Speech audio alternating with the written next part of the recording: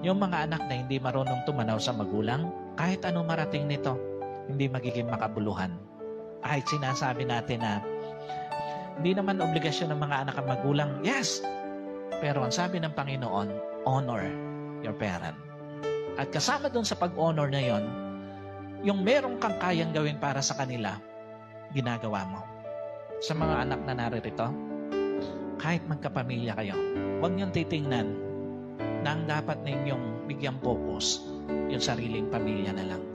Hanggat nabubuhay ang mga magulang ninyo, iparamdam ninyo na kaya ninyo silang i-honor in all aspect ng buhay.